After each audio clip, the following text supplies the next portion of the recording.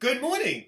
I'm Gary DeWaal, and this is Bridging the Week from November 13th to 17th, and today is November 20th, 2017.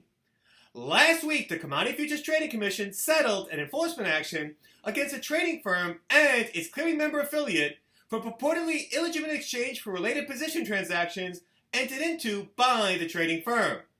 Although it appears that the clearing firm solely reported the relevant transactions to the Chicago Mercantile Exchange in its capacity as a clearing member, it was also charged by the CFTC as a principal violator, as well as with failure to supervise.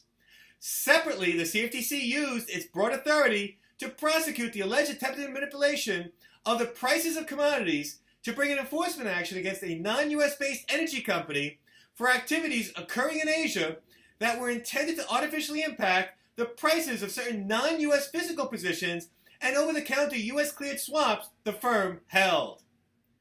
This week in the United States contains the Thanksgiving holiday, so I can rapidly finish my client's work and get home to prepare for a big family dinner. Let's get started. FC Stone Merchant Services LLC and International FC Stone Financial Inc. affiliated companies agreed to pay a collective fine of $280,000 US to resolve an enforcement action brought by the Commodity Futures Trading Commission related to exchange-related position transactions executed by FC Stone Merchant for its own account between December 2013 and March 2014. FC Stone Financial, a registered Futures Commission merchant and clearing member of the Chicago Mercantile Exchange, reported the relevant EFRPs to the CME for processing and was charged with a failure to supervise as well as a principal violation. According to the CFTC, on numerous occasions during the relevant time, FC Stone Merchant executed quote-unquote purported EFRP transactions with a counterparty involving CME exchange-traded Canadian dollar futures and physical canola seed. However, explained the CFTC, because the two components of the purported EFRPs did not have, quote, a reasonable degree of price correlation, end of quote, they were non-bona fide under applicable law and CFTC rule.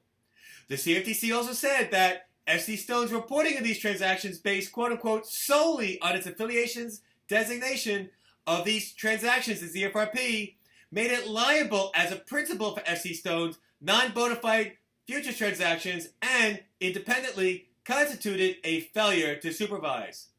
According to the CFTC, FC Stone's Financial, quote, failed to verify that the EFRPs at issue had the necessary corresponding and related cash or OTC derivatives positions required for EFRPs before they were reported to the CME, end of quote.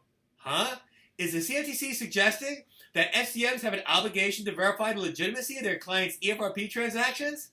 I'm not sure I see that obligation in the law or CFTC or CME rules. I have more on this on the article version of my blog. Check it out. Statoil ASA, a non-U.S. headquartered international energy company, settled charges brought by the CFTC that, from as early as October 2011 through November 2011, it attempted to manipulate Asian propane markets. The purpose of Statoil's activity, said the Commission, was to benefit the firm's physical positions in Asia and financial positions, including Statoil's New York Mercantile Exchange cleared swaps that settled to an index, the Argus Far East Index, based on propane prices in Asia. Statoil agreed to pay a fine of $4 million US to resolve the CFTC's allegations. According to the Commission, Statoil's attempted manipulation was to help the firm avoid significant losses in its gas liquids unit. However, the firm's efforts did not help. The Commission charged Statoil with attempted manipulation, holding it liable for the acts of its employees who physically placed all relevant trades. At least some of the CFTC's apparent evidence regarding the intent of Statoil to attempt to manipulate came through records of contemporaneous communications by its employees. Those memorialized words, they always come back to haunt. And finally, last week, a second private lawsuit was filed against the promoters of a highly successful initial coin offering earlier this year to support development of the Tezos blockchain project. The prospective class action lawsuit, filed in a Florida federal court, alleged the unlawful sale of securities and securities fraud, among other offenses.